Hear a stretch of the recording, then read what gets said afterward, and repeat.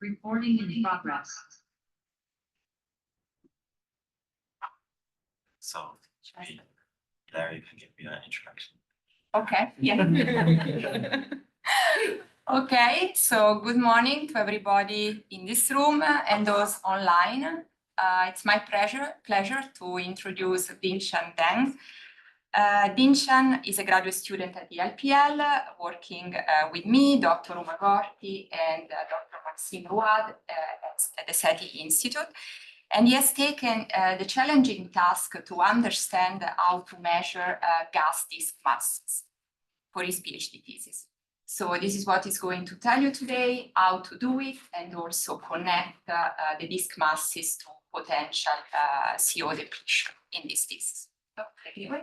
Okay, thank you everyone for coming to my talk, either online or in person. As Hilaria already mentioned, today I'm going to talk about my work using the CO line emission. And what we find is that it supports the large protoplanetary disk masses without the need of significant CO depletion.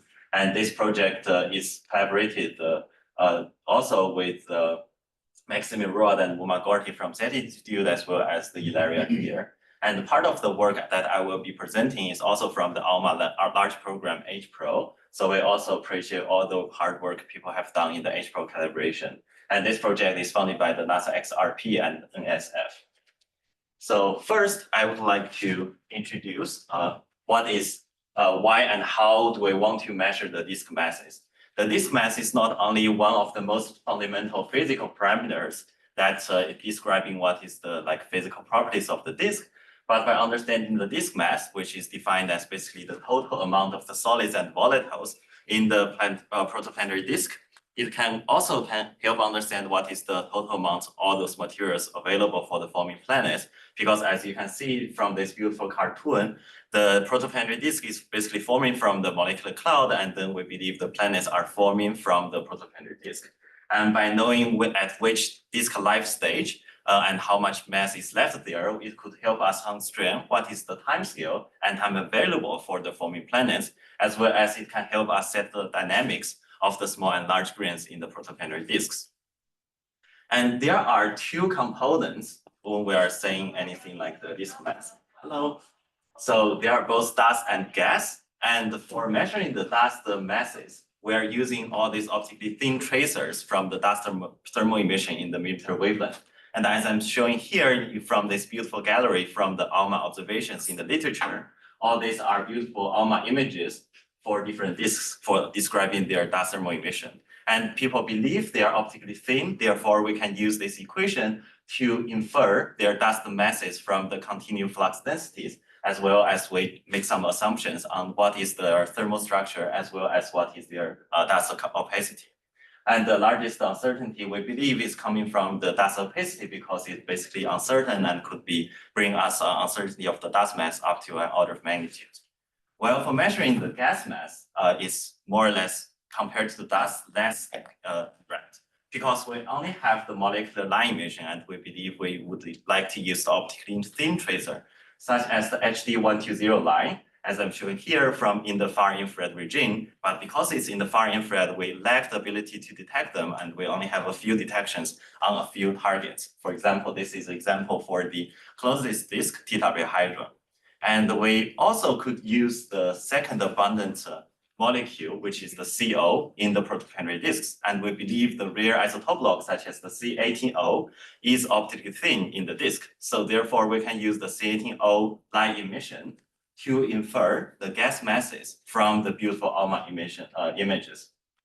But what I want to emphasize today, and it's part of the takeaway message, is that it always relies on thermochemical disk models if we want to infer the gas masses from the CO line luminosity or emissions, because we need to determine the typical temperature, density, and molecular abundances in the disks, especially in the emitting region, because not all of the molecules in the disks are emitting, and not all of them are sharing the same temperature or the same abundances everywhere in the disk. And one surprising result people have found in the literature is that the disks seem to have very low gas masses. especially if you look at this one of the earliest attempts to measure the disk masses from the CO, as shown here in the Vitello et al. 2017, the upper panel is the disk mass and the lower panel is the gas-dust mass ratio. It is quite surprising that nearly none of the disks could have the mass as massive as the solar system requires, which is the minimum mass solar nebula on the top dashed line here, while many of them are still have a mass that is smaller than the Jupiter mass. And if you look at the gas-dust mass ratio, remember that I showed the plot with increasing of the continuum flux, which basically suggesting that they should have larger dust masses on the right-hand side of this panel. They tend to have very, very small gas-dust mass ratio. While all the Lupus disks are believed to, with the age of about 1 mega years, many of them are found to be with only gas-dust mass ratio of only about few. So it's quite surprising that they could disperse all their disk masses in such a short time. And another thing is that from the HD observation on those few disks, we could have detections. People actually find relatively large gas masses with gas-dust mass ratio about 100 that is similar to the ISM. Therefore, people have thinking more on the side that instead of these disks are actually have very low gas masses, it's actually the CO is depleted. And what they mean is that compared to the models, in the reality, there should be less CO abundances. And therefore, the CO-derived gas masses from all these early models is underestimated, which means we need a better model. And this comes to our work, first introduced in our collaborators' work since 2019.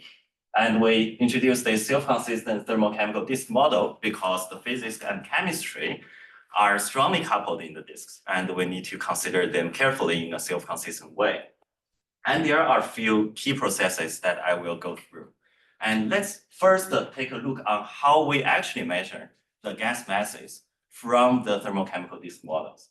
The plot I'm showing here in this 2D color map is basically the number density we set up for a typical disk in our thermochemical disk models. And we also show 3 different white lines showing the optical depth from 10 to the negative 2 to 1 and 10. And then if nothing is happening in the disks, like there's no thermal or chemical processes as our initial setup, the C18O abundances compared to the number density of the hydrogen nuclei will be similar to the average value in the interstellar medium, which is about 10 to the negative 7. But we know there are processes that is happening. Therefore, as you can see from this diagram on the right-hand side, describing the number density of the C18O, it's not always the same value as 10 to the negative 7.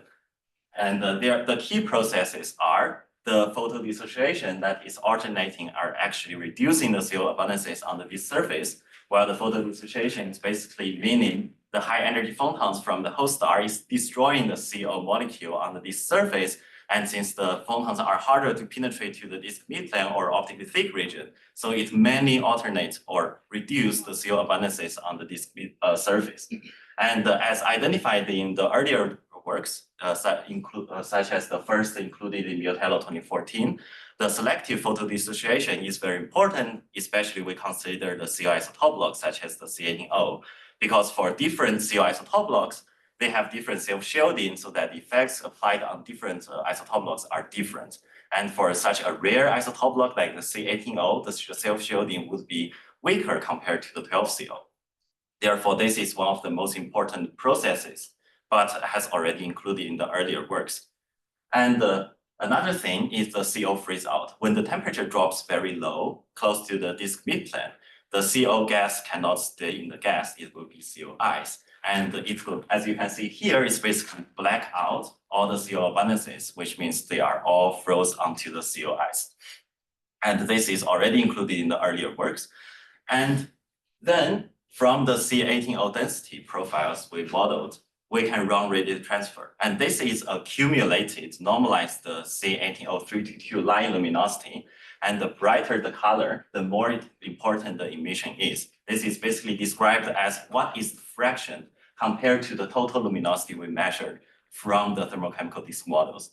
And as you can see, majority of the brightest side is basically at the bottom of this plot, and which means majority of the CO emission, at least the C18O emission, is from the bottom of this C18O abundances. And it actually sits at the location where the C18O vertical snow line is. And it also locates at the location from the optically thin to thick transition layer with the AV equals to 1 to 10, as shown between these two white lines in the bottom. And what we observe is basically most of the emission from this so-called emitting region, or I will call it emitting line. And then from this emitting surface, we are inferring the whole disk region for their whole number densities, and which is the total mass that we will infer or refer to in the later talks. So Dingshan, Yes. can you go back? So what's the scaling on the right-hand side? It's 10 to the -5 relative to The total luminosity of the C18O. So integrated. So this is like the integrate. the integral is 1. Yes. Okay, got it. Yeah. So if I sum everything up, it's Yeah. 1, and the most important is that layer. And I will mention this a few times because this is like the key message that I would like to deliver to the whole community. And what is new, as included in this Rode et al. 2022 model, is that they included the green surface chemistry. And they show that the CO2-CO2 conversion is one of the key processes alternating or reducing the CO abundances close to the DiskMINT plane. The green surface chemistry is basically the solid phase CO will be converted to solid phase CO2. And because the CO2 has a higher binding energy, so the vertical snow line will be lifted upwards. And here I'm showing in the right-hand side panel is the vertical snow line if the CO freezes simply as the CO ice. And the red line is for the gas CO and the blue line is for the solid CO. And we also show the temperature in dashed black lines. And if we include the CO to CO2 conversion as part of the green surface chemistry, as I mentioned earlier, the CO2 has higher binding energy, therefore the vertical snow line lifted upwards. And as you can see here on the top panel, now we are basically freeze the gas phase CO to the solid phase CO2. And there will be quite a lot of the CO is freezed. As you can see, the vertical snow line is moved basically from 0.14 to 0.16 over R at a certain radii. And this will reduce the CO abundances in the mid-plane quite a lot. And another thing, as they highlighted in their work, is that we need to consider the self-consistent vertical structure, which means basically we need to consider the vertical structure more carefully. As I'm showing here, the equation at the top is basically the pressure equilibrium that people always use when they are calculating the vertical structure. But normally, people just assume the disk is isothermal. Therefore, they can conclude from the pressure equilibrium, the disk structure vertically should be a Gaussian distribution. But as you can see here, as I'm showing, the top panel is the number density and the lower panel is the temperature. The temperature is not always isothermal. It actually transients from the optically thin to thick layers. There, it can be considered as nearly isothermal, very close to the DiskMINT plane where it's purely optically thick, and it can be considered as isothermal at the region where it's purely optically thin. But it's not really an isothermal structure all the way. Therefore, in their work and also in our self-consistent models, we calculate the vertical hydrostatic equilibrium, which means we basically re-input the radiative transfer temperature back to the pressure equilibrium, and then we solve the equation again. And we do this in iterations until it converges. And this is the structure we got in the VHSE model. It doesn't look drastically different in this 2D plot, but I will show you some vertical cut later to better demonstrate that. And we would like to use this slide to also highlight why we think the vertical structure is important.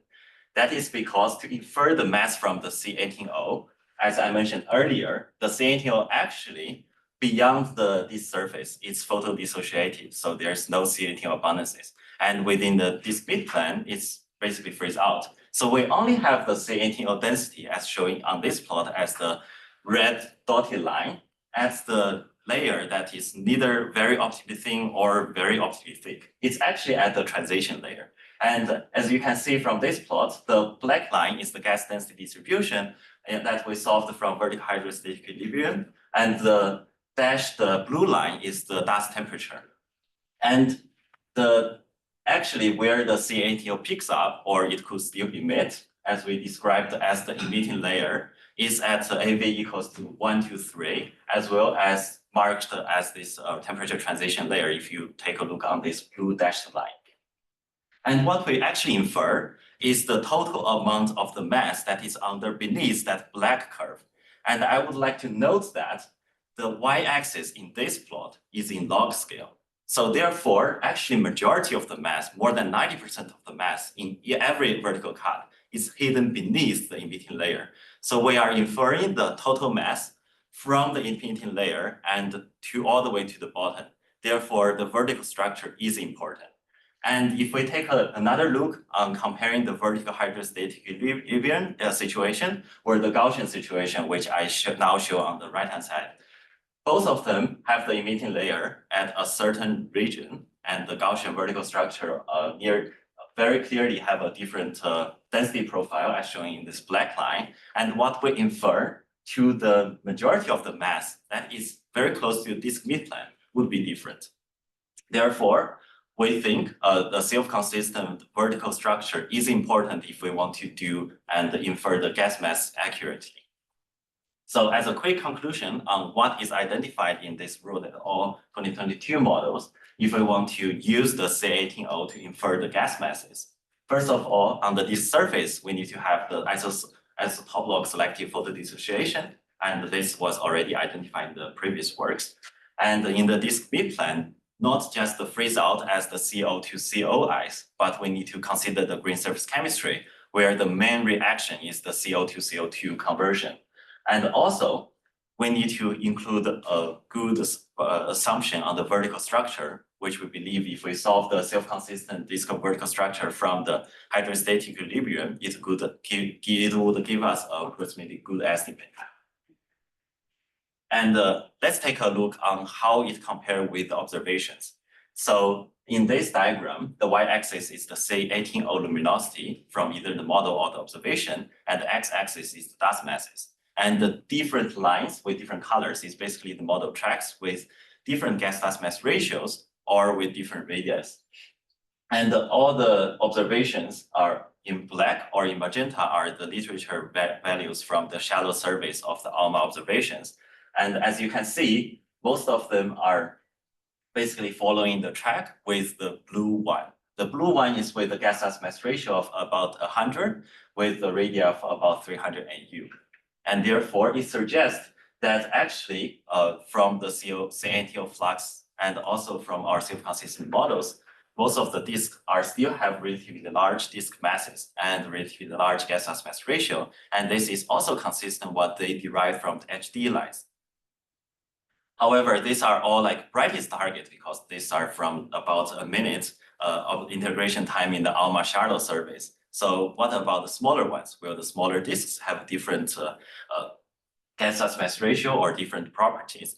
Therefore, we would like to introduce the work of the ALMA large program HPRO, which is the ALMA survey of the gas evolution in protoplanetary disks. Both Ilaria and I and Uma are included in this ALMA large program, and we also like to use this opportunity to appreciate the work of all the large collaborations. And the work of the HPRO program will come out soon with a lot of more than 10 papers describing all these key results. But today I would like to highlight a few of them that is more related to the mass and also the CO problem. And the quick overview of the HPRO ALMA large program. The goal of this program is to systematically trace the evolution of the gas disk mass and size throughout the lifetime of the protoplanetary disks. So we selected 13 different disks from 3 different star-forming regions, Ophiuchus, Lupus, and Upper Skull. And here are what they look like on this HR diagram. So we basically have a range of disks from 0.1 mega years to about 10 mega years in age. And the lower panel is showing their continued luminosity distributions. And this is a beautiful gallery that we made to show you what are the beautiful ALMA observations from this deep survey from ALMA. And on the left-hand side is all these 30 disks in the continued wavelength. And on the right-hand side is the 12 CO emission that we got. So what is more interesting to us is that we not only detect the 12 CO, but also the rare CO isotopologues, including the 13 CO, and more importantly, the optically thin C18O. And we have more than 5 sigma detections on almost all our targets, and they are showing here for the Lupus disks.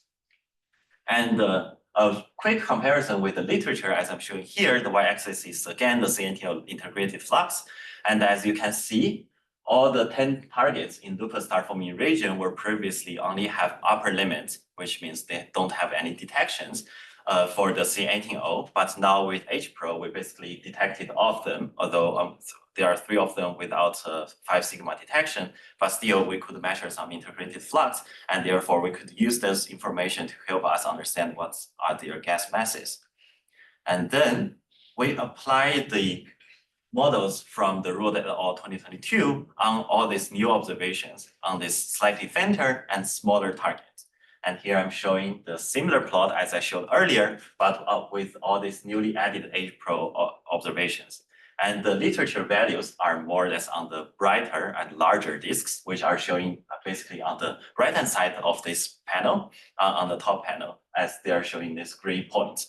And we selected these 3 different thermochemical disk model tracks as also from the Rode et al. 2022. And as you can see, most of the targets of neither H-Pro or the literature, they are actually following quite well with the track of the gas mass ratio of about 100. And on the lower panel is a comparison of the gas masses compared to the dust masses. And there are 2 dashed green line mark the gas mass ratio of 100, which is the typical ISM value, and another line for gas mass ratio of about 10. So it looks like majority of the disks are staying well with the gas mass ratio of about 100, and a few of them might be with smaller gas mass ratio, but still none of them could be as low as just a few or even less than 1. And another interesting thing is that we also find many of the disks are actually as large as the minimum mass solar nebula. And also the H-Pro disks are all around the solar-like star. So it seems like our solar system was not that massive as not many people, as a lot of other people thought it should be. I mean, compared to the average disk masses. And also, there is another work also led by our collaborators, one of our collaborators, Leon Chapman, in the H-Pro team to also estimate the disk masses, but with a larger rate, and also using their DALI models where they do not have the grain surface chemistry, but they introduce another free parameter, which is called the bulk CO depletion factor or the bulk CO abundances. And by including that, where they derive their gas masses by matching different tracers, such as the continued flux densities and CO isotopologues and Twitch plus lines, as well as the disk sizes. Taking all those information into account and did a MCMC fitting on the top of it. And what they found are presented in this blue point. The top panel is again the gas masses, and the lower panel is the gas mass ratio. And what we find by simply using the C18O line without any assumption on any additional CO depletion factor is presented in this orange point. And as you can see, within the uncertainties, the blue points and the orange points agree with each other relatively well. And the agreement are even better for the targets that is bright, and we have better SNR detections, and we have more information on. And all of those 2 results are also suggesting that the previous work that's showed in Miotello et al. 2017, where they only fitted the optically thick 13 CO line as they didn't include the green surface chemistry or reduce the CO balances. Therefore, they have to conclude that the gas masses are relatively small, and it's not the case by using these new observations and new approaches. And let's take a look back on what are the CO balances again. So as the early work by Miotello et al. 2017, they first included the selective photodissociation, but they still overproduces the CO emission. And here is the CO abundances showing the color map. And I also show where is the CO snow line in this dashed black line. And in the Rode et al. 2022 work, as well as in this new H-Pro work, And we include not only the selective photodissociation, which impact the surface CO abundances, but we also have the green surface chemistry. And as you can see, we still show the CO snow line that is from the original Mutello model in this dashed black line. But as you can see already here, at the top of the dashed black line, there's a gradient of the CO abundances variation, which means the CO are further reduced in abundances.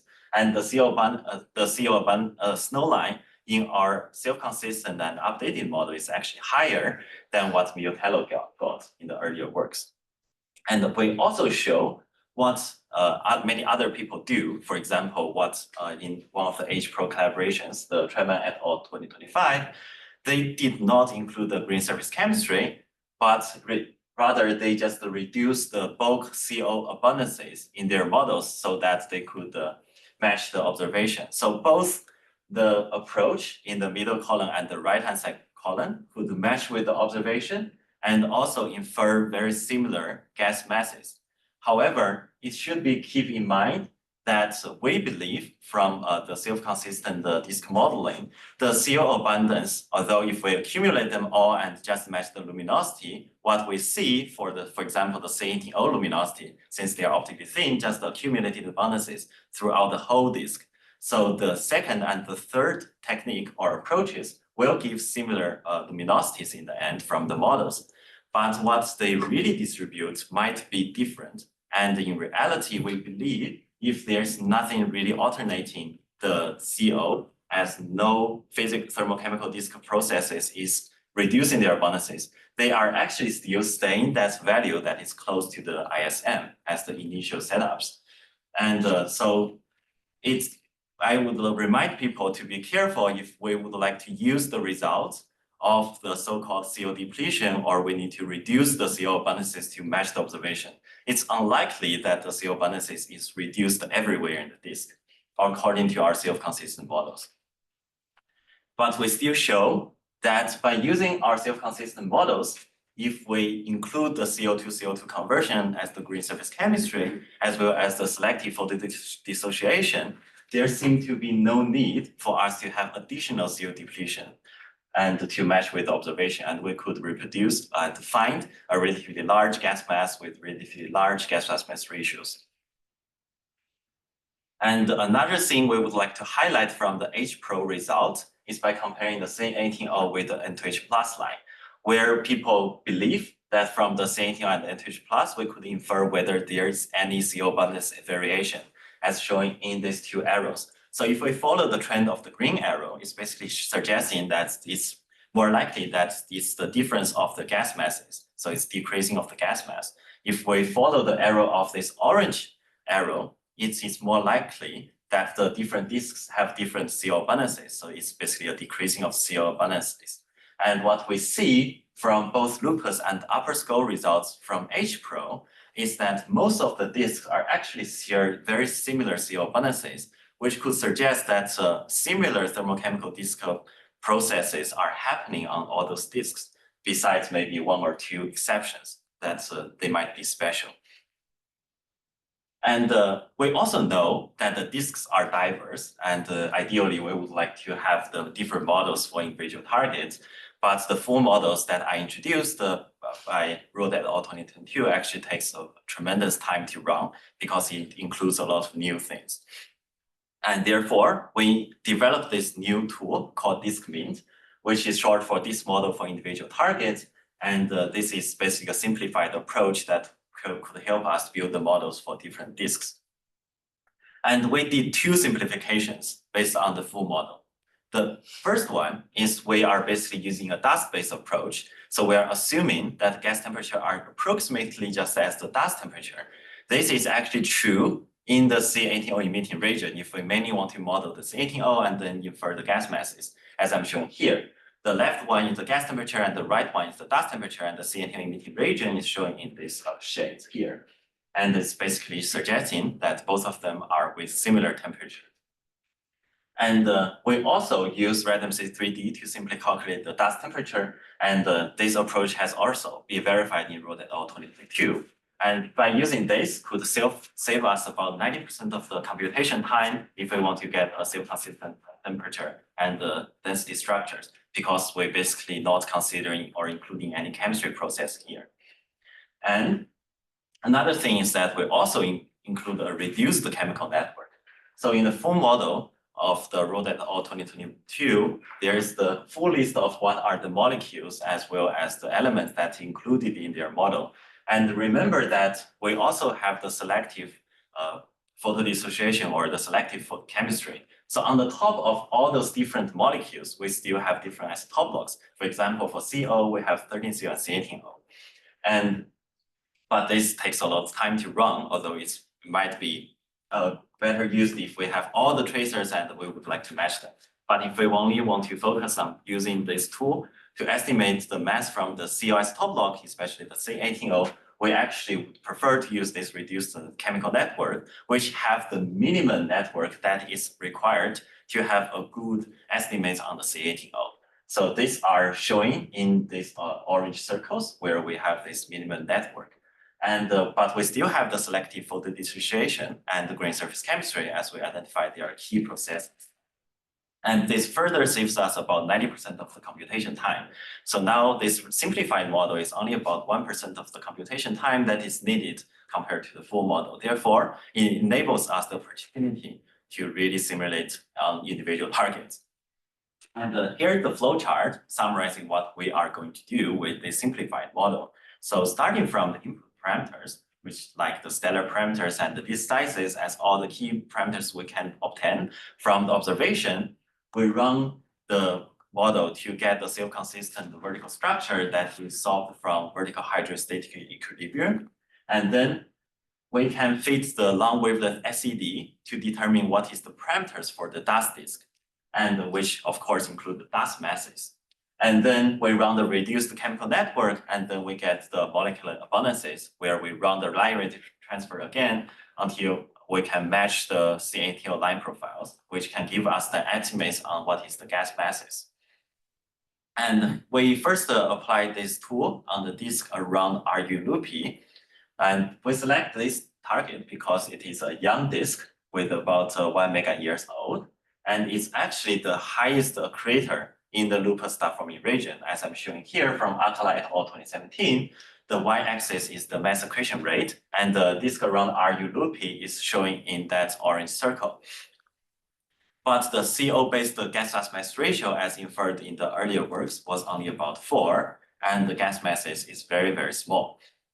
And we find it's quite surprising as it's such young disk and accreting heavily. Therefore, we would expect the disk masses to be larger since it should be young.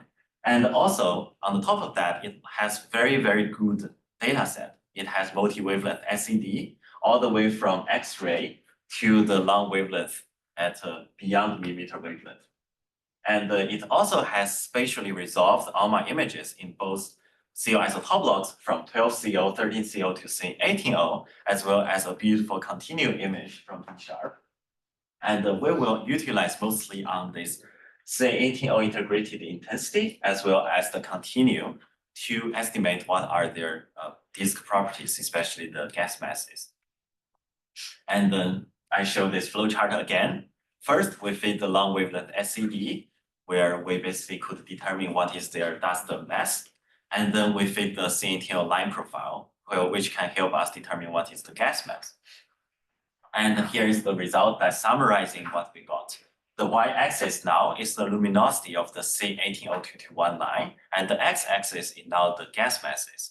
And what people found in the literature from the Militello et al. 2017 is showing in this green region with the median derived value in this green dashed line. And the observation is showing in the black line with their uncertainties in the gray region.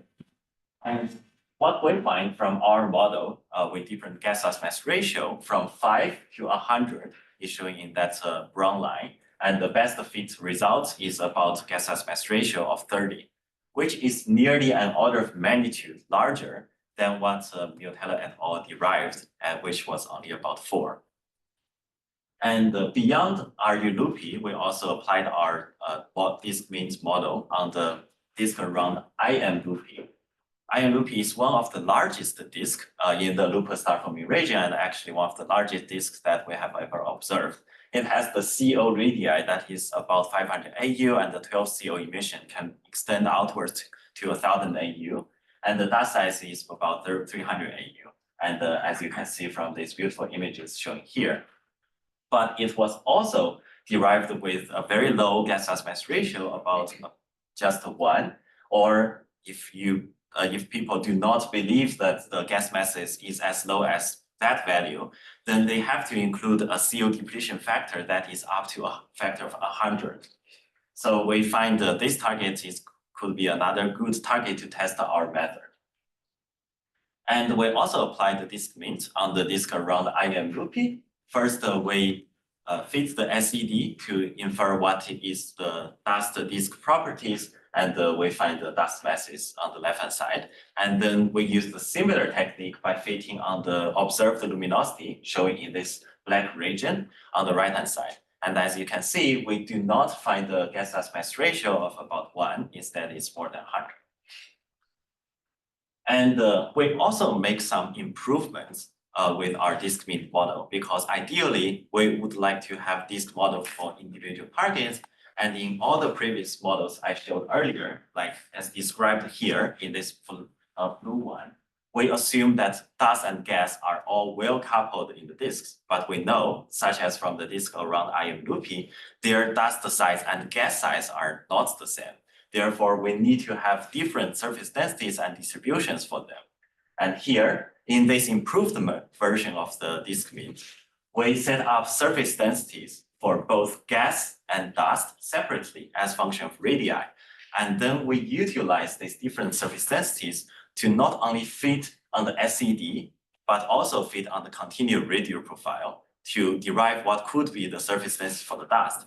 And for the gas surface density, we no longer just fit on the luminosity, we also fit on the radial profile to estimate what would be the gas mass as well as the gas surface density. And therefore, we could infer what could be the surface densities for dust and gas as function of radii for different disks. And here's what we got. On the top left corner is still the SED fitting, but as you can notice here, by fitting the radial distribution and implementing the decoupled dust and gas, the SED fitting is nearly perfect now. We no longer have any issues in any region, although previously we only focused on the long wavelength SED because that mainly describes what would be the dust properties beyond 10 AU, and is where the CO emission really comes from.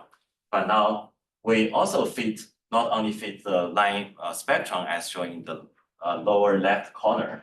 So as you can see from the right-hand side, we now fit also on the continual radial distribution as the top panel, as well as on the radial profile of the C-antenna lines. And now this is the summary of what we obtained for the disk around IM Loopy. And on the most left column is basically the most traditional technique people would use to derive the gas mass by simply assuming that the gas-dust mass ratio is 100 for every disk. And then if they can obtain a simple estimate on the dust mass, which most of them simply based on the continual flux densities, then they could estimate what could be the gas masses. And in the middle column is the dynamical mass people could measure from the 12 CO velocity profiles, but still they need to assume what is the temperature structures and all other things. So it's also another model-based technique. And on the third column is the thermochemical disk model-based CO and also CO-based gas masses. So as you can see from the earlier work by Zhang et al. 2021 as one of the MAPS results, so they find a very small gas masses compared to all other techniques. And actually the gas-dust mass ratio they found is only 1. And therefore they say that there is a potential CO depletion that could be up to a factor of 100. And as you can see from what we find, either from the well-coupled gas and dust, which we call model A, or the model that we decouple the gas and dust both vertically and radially, we actually have a gas mass estimates that is about an order of magnitude larger than what they got in the earlier thermochemical disk models. And if there is any CO depletion, that will not be as significant as a factor of 100. And the DiskMINT code is actually currently already put on GitHub. If you just search on the Google or GitHub, you can already find the tool. The version that we put here already implemented the key processes that could help you run through the thermochemical disk model and also with the reduced chemical network. But the current version on the GitHub is still with the assumption that both dust and gas are well coupled. We are going to put out the version that could decouple the gas and dust soon. And this is the summary slide for describing the DiskMINT. So it basically has the feature of including all these 3 key processes that could help you model relatively good on the CO isotopologues, especially if you want to reproduce the C18 life flux. And also it could help you to build individual models for different disks, as well as in the future versions, it can be used to infer what could be the surface density distributions for dust and gas. And this is the conclusion slide I put here. And the first we would like to highlight is that from either approaches and for even fainter or brighter targets in different star forming regions, we do find a relatively large disk masses with gas mass ratio that could close to ISM. So it's no longer believed to be the gas mass ratio should be as low as 1 or even lower than that. And we also show that by comparing different approaches that the C18 line could solely be used as a mass indicator if we do the self-consistent model correctly and in a more accurate way. And we also show that the tool of the DiskMINT could be used to model individual targets, and we could use this to infer what would be the gas masses for them. And we do find that both RU Loopy and IM Loopy are having really large disk masses as large as the minimum mass solar nebula. And also with our simplified approach, we could infer what would be the surface densities for dust and gas with our newly developed and simplified models. And that's the whole story of the talk, and I would like to share, and I'm happy to take any questions.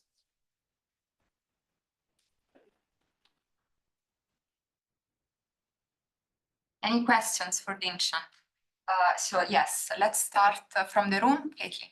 Can you go back to the RU loop images and the dust and the continuum? I was just, this is a very simple, is the gas on the same, those are not, okay, those are different scale, okay, Yeah, it's sorry. very different scale. So yes, I see the blow up. I was just confused about how the gas disk was so Yeah. tiny in the RU loop image that you showed. I was just not as hardworking as just pull out all this original data set and make the new plot. I just copy paste all the images there. Okay. And I just realized they want to show the 12 CO is very, very extended. So that's why like this image is very, very extended. And then the continue is basically just the tiny blob here. So in that case, is the C18O mostly overlapping with the dust continuum? Is it bigger? Is it smaller? What's the difference? Yes, for the disk around RU Loopy, actually the CNTL and the dust disk are overlapping with each other. And that's why in the beginning we find the well-coupled dust and gas model actually work very well, especially on the disk around RU Loopy. They share very similar surface densities for both dust and gas. Okay. I have other questions, but I'll come back to them. I'll let other people go. And then I'll come. Okay. Now maybe we can take one online. I see Joan has her hand up. So Joan, do you want to unmute yourself and then? Yeah, thank you.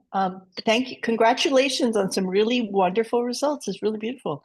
I just had some pretty simple questions. So you mentioned that even with the larger disk masses, only 1 or maybe 2 are as big as the minimum mass solar nebula. And so I was wondering whether you found that surprising, since that's the minimum mass solar nebula. And also, I guess when we think about the minimum mass solar nebula, we're talking about sort of mass on solar system size scales. How much of the mass that you're measuring is, say, smaller than 30 AU or something like that? Okay, so I can also comment on this diagram. So it appears like if you only look at the lower panel, that only 2 of the targets are like at the mass or above the mass of the minimum mass solar nebula. But if you take a look on the top panel, there are some literature works, not just from HPRO, but also from the earlier shallow surveys. Actually, many of the disks that are bright right now, they are with the very similar luminosity of the C18O as compared to this Lupus 10 or even larger than the Lupus 2. So therefore, it's not like a surprise that not many disks are not with the minimum mass solar nebula. It's just the faint and smaller disks are not with the mass that is as massive as the minimum mass solar nebula. So basically what I want to emphasize here is that there are still a bunch of disks. Sorry, I do not know what is the fraction since we do not have the full survey of all the disks we have. But what I can see here is at least from the shallower surveys, these disks are all beyond the minimum mass solar nebula with their disk masses. And as for the sizes, so for these very faint ones that not only that are fainter than Lupus, maybe 1, 2, and 10. So for all 7 other disks, their disk sizes are actually very compact. They can be as small as 10 or 20 AU. But the disks in our solar net system might be larger than that initially, since we still have quite a lot of other like small bodies or other Kuiper belt objects or other things that is beyond just the 10 AU. Does that answer your questions? Yeah, thank you very much. I guess maybe I guess I'd be curious to close the loop on just 1 or 2 things, maybe offline. But you showed, for example, IM loop, which is huge, and there were a couple others I think you showed which are quite big. And of those, which are very massive, what fraction of their mass is on solar system side scales? Anyway, we don't have to talk about it now, but that was the question that I had. So please go ahead. Go on. I can take a look on that and maybe reply to you later. Okay, so now Yeah, can I first have a comment on John's question? I think the sample here are not sound like stars, right? So yeah, it's reasonable that they are not massive as massive nebula. Yeah. Okay, my question is, so is N2H plus is anything constraining of the mass? Is your model and the Dali model produce similar amount of N2H plus emission comparable to observations? Yes, it's actually the N2H plus as used in the Dali model. So they basically use the combination of the C18O and the N2H plus to constrain what would be the bulk CO abundances, which is basically showing as this right-hand side panel. So although the way that they reduce the CO abundances might not be accurate, but in the end, the accumulated or the integrated CO abundances as inferred from the C18O and the N2H plus is compared to what we actually got from the thermochemical disk modelists that include the green surface chemistry. Okay, so which means that N2H plus cannot really tell if cell depletion happened or not. It might help on some cases. For example, for the Lupus 3, which is the only outlier in the Lupus star forming region in our sample, it actually has a lower CO abundances if it is inferred from the N2H plus and the C18O combination. But we do believe, because the Lupus 3 is one of the targets with the brightest X-ray detection, so it could have a different reaction rate compared to all other disks here. Therefore, in our model, like the Rode L 2022 model, we only use the X-ray rate that is like for typical stars. But Lupus 3 has an X-ray luminosity that is about a factor of 10 higher than other objects. So if we build a like individual target-based model like the DiskMINT could do, then we might also retrieve a similar CO abundances and also the gas mass in the end. But so as you can see here, most of those targets are still with very similar CO abundances. Yes, please. Could you comment a little on the range of stellar masses that is represented in your sample and whether there are clear trends that you can identify as a function of stellar mass? Yeah, that is a good question. But the stellar mass that we have in the HPRO are relatively similar to each other. It's all about 0.7 solar masses, with intended to select a similar stellar mass and a disk around similar stellar mass so that we could analyze what would be the evolutionary trend. So if we want to analyze the effect or the effect on different stellar mass, we need more of observations. I believe there are other ongoing ALMA projects is looking at the similar setups on different stellar masses. Okay, and at 0.7 solar masses, how big is the kind of dispersion in masses? If you kind of look at identical stars, how broad is the range of masses that you see? So maybe we can look at this plot again. So the range of the mass that could be derived here is basically from from 10 to the -4 gas masses to up to 0.1. So there could be quite a different range of the mass. But we do find, not maybe just from this work, but I remember there are other simulations on star forming and also the star disk formation. There should be a range of the distribution of the initial disk masses around the different stellar masses. Could you say the numbers again? The range is? The range is from about, I mean, this is like a limited sample because they're on 10, but the range is from 10 to the -4, as shown here, to about 0.1 solar masses. Yeah, 3 orders of magnitude. See, just one moment, Serena, and then we go back here. Serena, do you want to unmute yourself? Yeah, I actually had same question as Joan's question, that you're not going to teach about the solar system similar, the size one. Did you have an answer, or I think you're going to look for it, right? Yeah. Yeah, and the second question is it's in the gas mass and the dust mass ratio plot for the RU loop and IM loop. They are different. IM loop has a much bigger gas disk, if I remember correctly. And yes. Yeah, so compared to that, RU loop, which ones actually have a different mass ratio? Do they have a different kind of population with a smaller dust disk size and smaller gas disk size compared to bigger dust disk size? I mean, the different, if there is a discrepancy, like RU loop case is a disk and gas match pretty well, IM loop is not, right? So are there a different population that shows different dust to gas mass ratio? So for the disk around RU loopy, both their gas and the dust sizes are comparable to each other. So they have like similar size for gas and dust. And for the IM loopy, the gas is more extended than the dust. And what we find for the IM loopy is like a much bigger disk actually. It's much bigger, yes. So it also has a bigger disk masses compared to IM loopy as well, RU loopy as well.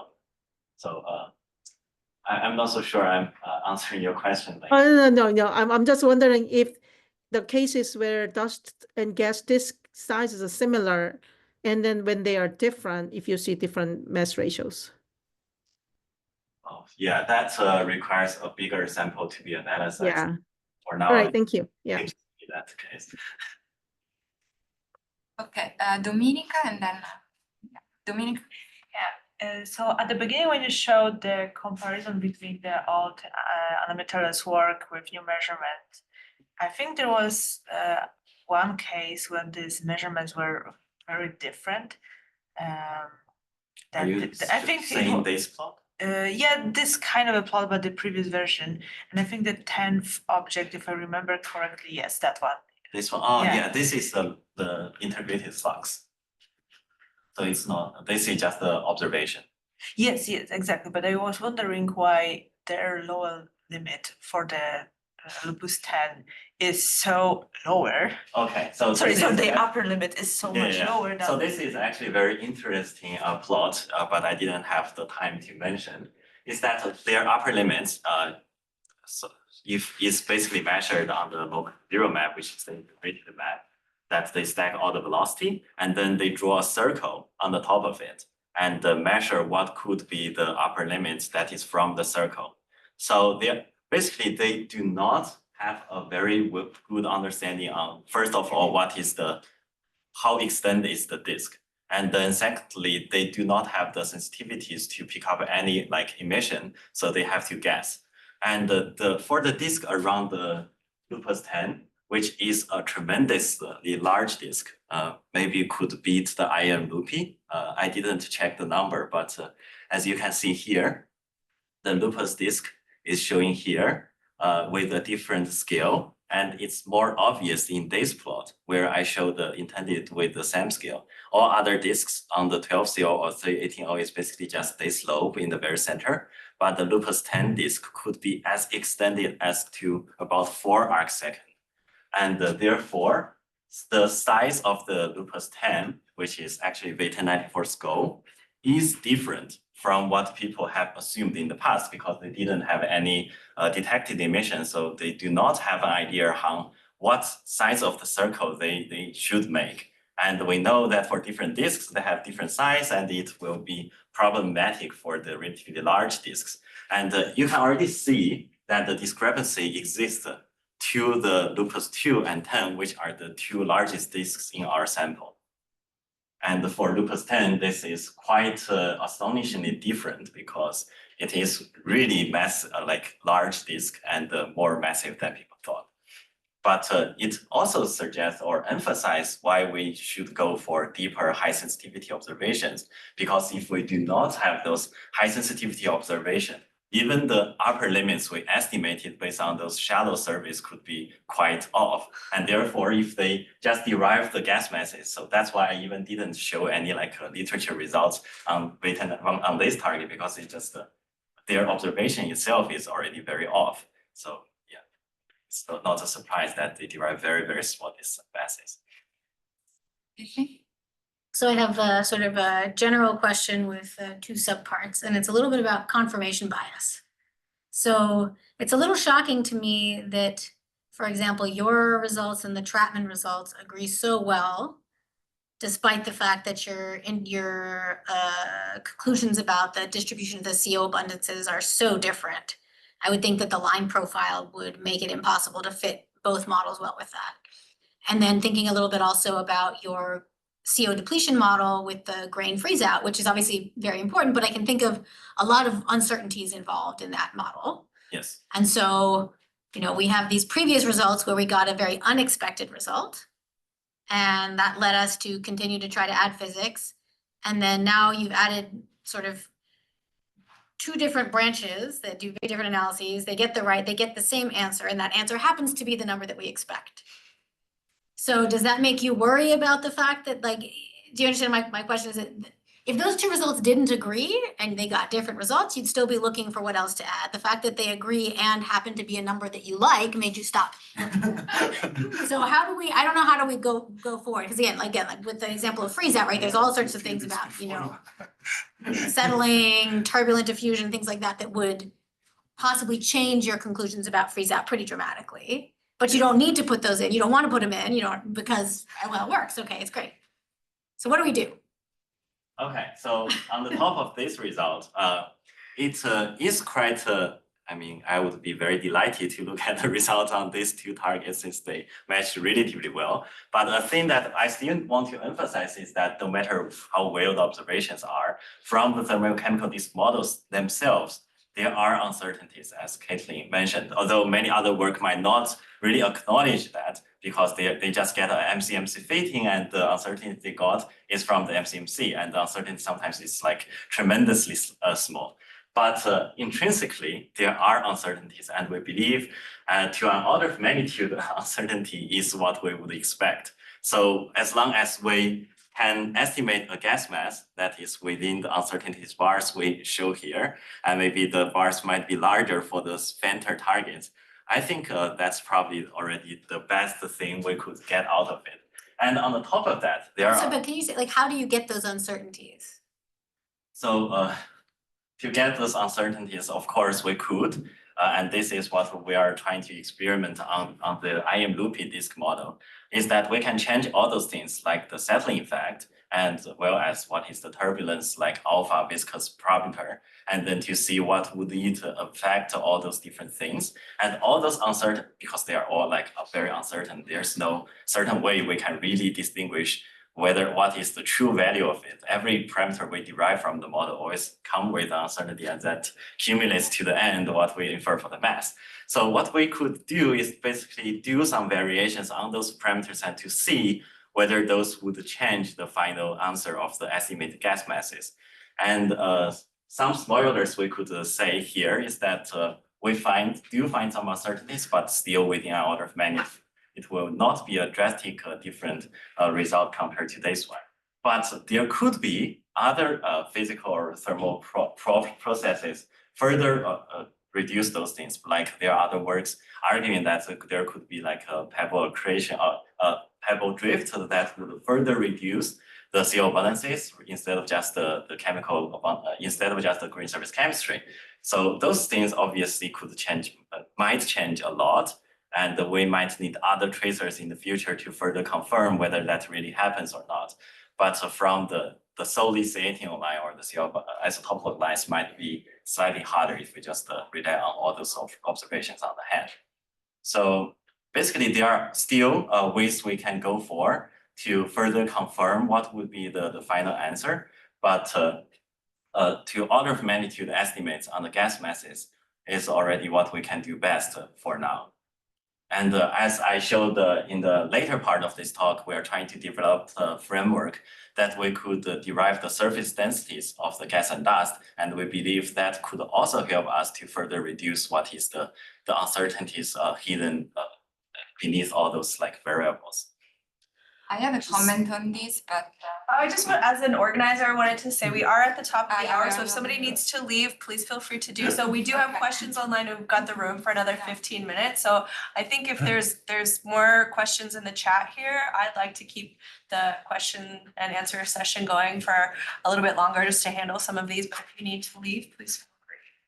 yeah, I can comment just quickly on Caitlin. I mean, if you want to test the model, you can use other lines, and we have started, for instance, use the carbon lines, and then, you know, you have already a model, and you should be able to predict other lines. So that's the point. Very quickly, I've seen that Tuma had a comment. Do you want to unmute yourself? Or I don't know if she had to leave. Yeah, no, I just wanted to say that it's true that it looks like it's 100 on this plot, but if you actually model the disk, and that's kind of what the value of what Dingshan is doing is that because these are just generic models, assuming, I mean, they're not really tailored for any of these disks. I mean, both the points here, but what Dingshan was doing for RU loop and IM loop was sort of trying to model individual line profiles and surface density distributions. And in both those cases, they don't give you a value of 100. I think he's gotten. Right. Yeah, about 30 and 50 or something. Yeah. All right. Okay. Thank you very much. This was very useful. Thank you, Dingshan, and thanks to all of you for coming and asking questions. Thank you. Thank you.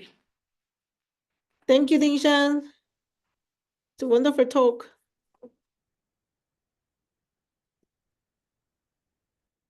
I'm already Thank late. you for all coming. Yeah. I put some notes up. Okay, thank you. You may have seen the announcement. I'm giving it. Yes, I'm coming. Thursday, so Of course. for your students, it might be interesting. Yeah, I will mention for sure. Happy to discuss. Definitely come. Okay, Thanks. good.